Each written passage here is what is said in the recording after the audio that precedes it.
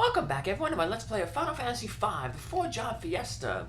This episode we're actually going to head into the Fork Tower and claim the ultimate magics, but more importantly free Sid from underneath the tower. So getting a choice to go to split our party up. You can split it up into 3 and 1 or 2 and 2. That's how I'm just going to go 2 and 2. The game prevents you from sending all 4 people to one side though. I'm just going to show that off real quick here. But if you remember what the people in Crescent said, they said to the left is the Tower of Might, where magic won't do anything, and to the right is the Tower of Magic, where your strength won't do anything. So we're going to send our 2 magic jobs to the left, which is Angels as a bard and Lenna as a red mage, and then our 2 physical jobs, the knight and the samurai, over onto the right side. But see, if we try to send everybody over to the one side, they'll say like, no, you can't do this. Nope. We need 2 groups. That character can't be in the group, so I'll just restart it here, and here we go. Like I said, we're going to send Angels and Lenna over to the left, because they're kind of magical. Because, well, I mean, Angels ain't really magical. I mean, he's kind of magical, like, he's a bard, but he doesn't have, like, magic ability. We will give him the red ability, though, so he can cast magic. Characters on this side, if they fight an enemy, something weird will usually happen. Like some enemies will counter you with like a spell that will like instantly kill you, like a Meteor, or they'll cast a reset spell, which will just reset the battle from the beginning. So you can't be fighting characters over here unless you like mute all the enemies, and then you can do that. But not really a viable strategy. And on the right here, actually I don't remember what happens if you use magic. So, but everyone physically attacks pretty hard. So, but it's actually I think the easier the towers to go up. So less annoying definitely, especially for a group here where we don't really have like pure magic users. The level 2 spells, the deficiencies in them are going to be present here because battles are going to take quite a while to get through. So this tower would be really nice if we had 2 reflect rings, but we only have 1. So because of that, I gave Lenna the hide ability, and that'll help her out at the for the final boss, because the final boss has a final encounter. If you have a wall ring, it doesn't matter because his counter will just reflect off of you. But if you don't have that counter, and we don't have the reflect spell because we don't have a white mage, you just want to probably hide to avoid that counter attack. So we can get some use out of the bard's hide ability. So there's all the enemies there. These guys can be annoying if you charm them with the bard's song spell, because then they the tiny mage casts the void spell, and that prevents anyone from using any magic. So that's one way you can start using physical attacks on these guys, but our physical attacks ain't all that great, so it'll probably take just as long. So the best thing you can hope for is that the enemy uses strong magic spells on your character who has the wall ring, and then basically they just basically defeat themselves. So because their magic tends to be a little bit stronger. That's kind of how we're going to finish the boss on this side. We're going to rely on him toward the end. Unfortunately, he doesn't start casting really strong spells until he gets really, really low on hit points. So it's going to be a long battle, but it's a long video. But I made it even shorter than it normally is because you'll see how I fast forward it. Sort of like how I do with those Stingray and then the Stingray battle, and that other one creature, that floating lady in the flower creature in the sea monsters. So that's always nice when quarter hits it. Would have been nice if it would have hit the Dim Master back there who cast it, because he's fresh. We haven't hit him at all. There goes the Flare monster. If you hit him with physical attack, he counts with Meteor. That's the ultimate dimensional magic. We'll get that when we unlock the 3rd tablet.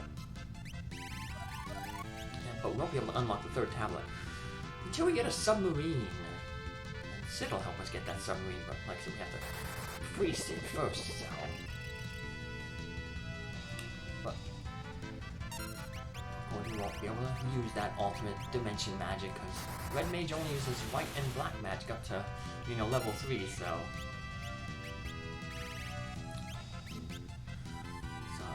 Keep bouncing spells off here, and that's all we can hope for. Status ailments are annoying. Especially, some of these actually enemies mute. Mute will eventually run out after a while, but that's really annoying because, obviously, if you're muted, you can't use any of your abilities, magic-wise. So... now, none of these guys are going to use it. These are all the enemies you encounter here. There's 3 types of enemies. The boss, though, can sometimes put the wall spell on him. Remember, if the enemy has wall on it, you have to bounce your spell off of one of your characters has the wall on them, so these towers are pretty short. Each of them is going to have like an item, restorative item. The right this side here has the ether, the right side has a high potion, and then you get a weapon. We can get the Wonder Wand on this side, and that's a weird wand that basically when you hit somebody with it, it casts a spell, and the spells, they basically go through, channel through the white magic spells and then go through the black magic spells. It's going to be useful for some encounters. We're going to purposely build up the wand to cast a specific spell to help through an encounter, but we'll talk about that when we actually get toward that. But so once we get to the top here, we're going to go over to the other tower, because remember, we have to defeat them both basically at the same time, sort of. It's a good thing it ain't specifically at the same time, because it takes so long to beat the boss at this level, so, or on the magic side. So it's always good to put our characters in the back row, just because these characters, the enemies, are very physical on this side. What's the Tower of Strength? And they hit really, really hard. So just put them in the back row to now enhance our offensive capabilities, but it basically doubles our defense. So, and our attack power is so good that it doesn't, matter that it's halved. We're still able to take most of these enemies out in 2 hits. So rather than one-shotting them and eating a full shot, we're basically 2-shotting them and only taking half a shot. So there's the high potion. I have the chicken knife equipped on Faris, but if you had like the Excalibur sword, you want to de-equip the Excalibur sword before we fight the boss, because the boss absorbs holy and it'll actually heal him. So you gotta farm an enemy here, because on the bottom of the tower there's certain enemies, and once you get past this floor, those enemies won't appear anymore.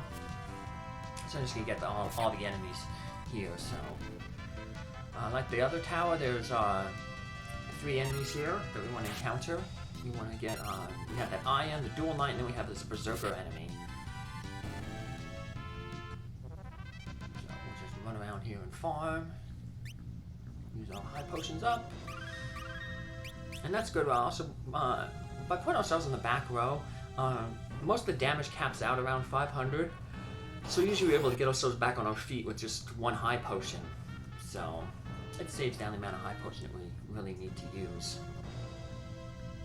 We're just going to keep wandering around here. And as you get into this last battle here with the Berserker, you can drop a Death Sickle, which there's enemies a while ago you should have dropped that. That's a good sickle for when you can get it, when you can initially get it for the Berserker.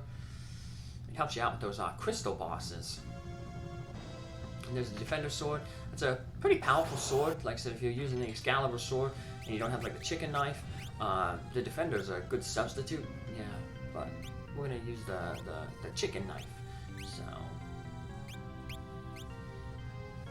we get a lot of good bonuses from that. We get, it has, like I said, it looks like it has less attack power than the Defender Sword, but it gets bonuses from your strength and your agility. So in the end, it ends up doing a little bit more damage. So We need to take them both at the same time. Guess we don't have that communicator anymore from Ziza, King Ziza that we used. I guess we're just yelling across at each other, but yeah, the towers are pretty close. So here's the first spot. Remember when we were in the pyramid and that Sekhmet enemy? He's like, hey, my brother will beat you with the tower. Well, this is his brother, the Minotaurus. So, he's not too difficult. Like I said, he hits you. Sometimes he'll counterattack you as well. But overall, he falls pretty easily. Especially we have the Elf Cape on Faris, so she can dodge. And Cara has an Elf Cape too, but she has that innate ability to dodge as well. The Samurai. So it shouldn't be too difficult of a fight. He'll fall pretty easily.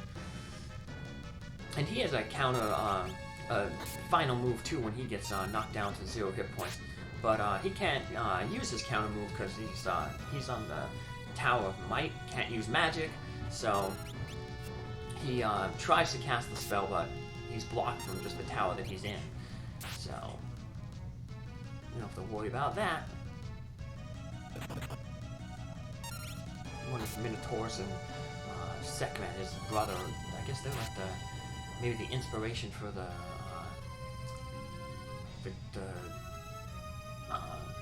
Minotaur Guardian Force in Final Fantasy VIII. So once we defeat him, we claim the ultimate white magic spell Holy. And we're going to be sent over to the other tower. You notice that like their orb is like glowing red now. So we have to, if you don't press A to initiate this battle, after like a minute, you'll just get a game over. So this is Omniscient. He has pretty good magic defense, and he's only vulnerable to magic. So basically we're just going to have to bounce magic off ourselves. And it's going to take a long time, so I'm going to actually fast forward it, but I'm only going to play for a little bit here, just to kind of give you an idea of how the battle plays out. Sometimes he will cast Wall on himself, that's why I'll be bouncing spells off of angels, just for safety. Now, he's going to cast Reset because I'm going to actually hit him with a physical attack. It's really annoying. See, he casts Mute, and it takes forever for Mute to leave your character. But not so much for him. So he basically mutes, he tries to mute angels, and it bounces off of angels, and then he gets muted. So I'm like, okay, I'm going to like hit him. Next time I go to attack him, the mute wore off on him, and he just casts that Reset spell. And Reset takes you back to the beginning of the battle, but you start the battle as if you just started it. So like if you used any magic or potions or anything, or ethers, elixirs, they'll be back in your inventory. It's just like you never did that part of the fight to begin with. But when I actually get to the fight, when I actually fight him, I'm going to put it to 16 speed. That's as fast as the thing can go. My video editor, it only goes up to 16. If I could do it faster, I would. But basically the battle will just play out very similar to this, where we're just casting level 2 spells on him and hoping that he occasionally casts level 2 spells on us to bounce off. When he gets into his ultimate, like his desperation mode, he'll start casting level 3 spells. When he's at that point, that's when I'm going to have Lenna do her hiding, because that way she won't be hit by any of those level 3 spells, and it'll guarantee that all those level 3 spells will be hitting angels, and they won't harm angels because they'll just reflect back. So it's too bad he doesn't start using them a lot earlier, because it would help finish him off. Now, Minotaurus, when he was defeated, he used the ultimate white magic, Holy, to try to counter us, but he didn't have the magic points to do it because he was in that non-magic using tower. This guy will use the alternate black magic, Flare. So that's why we wouldn't have those reflect rings, because it'll hit you and it'll bounce off and finish him off. So yeah, let's think if you didn't have that reflect ring on and he flared both your characters, knocked them both out, because then you would lose. You would, be defeated before he, was defeated. So But if we had, like I said, that second wall ring, we wouldn't have to worry about having Lenna, you know, do the hiding. Because we just have a wall ring on her and she could use it. But yeah, see, the mute ran off real quick.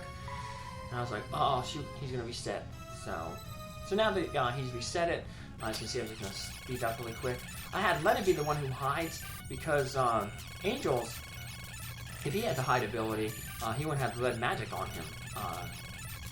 So this way I can at least have 2 people casting red magic for most of the fight. Where if I give the hide ability to Angels, well, he won't be able to do anything throughout the entire battle. So he'd be just there maybe to throw a few ethers or 2. So it's really important that I have the because actually I have to use a few ethers to get through this. So it's really important that I had both of my characters with the gold hairpin, which cuts magic point usage in half, so it cut down the amount of ethers that I did have to use. But as you can see, this battle goes really long because our magic ain't really doing all that much to our missions. Even the boosted elemental damage with the wizard rod that we picked up one of those legendary weapons. So now I have Lenna hiding, so now he's at the point where he's going to be casting, you know, level 3 spells. And they'll just bounce off of Angels, because Angels is his only target, and do a lot of extra damage to him, so basically he's just, he's finishing himself off. I mean, we'll give him some help by casting spells, but too bad he doesn't take, like, the poison damage, because sometimes, in the beginning of the battle, he'll use the bio spell, and it'll bounce off of him and hit him, but he doesn't take the poison damage from it. Because bio, one of the secondary effects of bio is it could put the venom status on the thing, and we saw how powerful venom was when fighting like the stingray and some of those other high hit point value enemies, because it takes like a good chunk of their hit points off every turn. But yeah, we can't envenom this guy, and he can envenom himself with the bio spell. But yep, see, you find, you know, his finishing attack is to cast the flare spell. Just bounced off us because we had that one wall ring. And now we can claim the flare spell for ourselves. Not that we'll ever be able to use it, because it's Black Mage exclusive, so. But the more important thing is, when we finish these towers, the towers will basically blow up, and that'll free Sid from being trapped underneath the catapult. And we're going to need Sid's genius to transform our airship into a submarine. It's a neat little gimmick. So won't be able to show it off this episode though, but it's pretty neat how it works out. So, but it reminds me of one of the games, one of the 1945 games. There was a shooting game. I watched this game, YouTube channel called Shooting Games Weekly, because I'm writing a book. My dad is writing a book about shooting games. Fiction book, coming of age type story, and so we get some ideas from that show. But they watch people play, like, you know, shooting games, you know, games where you play like a spaceship or a plane and you shoot down other planes and spaceships or aliens. And there's this one, the 1945 series, that you start fighting, it's like a battleship, and then after you blow up all the guns on that battleship, it flips upside down and turns into a robot. So it's kind of like, we're going to see something like that, like a boat will turn upside down and turn into a submarine. But we rescue Sid from his spinning around on that gear, and he says he found a book that can transform our airship into a submarine. So once again, Sid and Mid are going to do their running around little thingy here where they multiply and they fix up our ship. And once you have the submarine, we're able to go to either the third or the fourth tablet in either order. But we'll be going to the third tablet, because it's pretty close by to this area, so it's a little less walking around or flying around or floating around in the submarine. He's almost done. He's such a hard worker. Grandpa thinks this is all his fault. Tried to talk him out of that earlier, that, you know, hey, it's X-Death, but he didn't cause the, yeah, he knows that, so this time he wants to make sure his skills will be used for peace. No. though he knows, he still feels some guilt. I'm done. But without Sid, we wouldn't be able to do so much of the stuff that we did in this game and save the world, so... Sid, you're gonna get the honorary Light Warrior designation. He's the, what is called, like the fifth man or whatever. It's like some award in basketball. Angels, we can only help you, we give you is by improving your machines. But we've done all that we can, the rest is up to you. It's like the sixth man or whatever, he's like the most valuable person off the bench in the basketball team. So, it's been forever since I played basketball, since my dad played basketball. I never played basketball, I'm a rat. But Shadow the Rat on YouTube, they play basketball, her rats play basketball. They pick up the ball and they put it in a hoop and then they get a treat. I'm too lazy to do that. I just like to sit around and, take naps. And sometimes play these video games and read books. That's what I like to do. Good old, that's bubbly life. That's a good life for me. Speaking of good, I hope that you're having a good time watching these events, and if you'd like to, maybe send kind of a payment, send a donation out to Small Angels Rescue. So they do good work too. Take care, have a good one. Bye.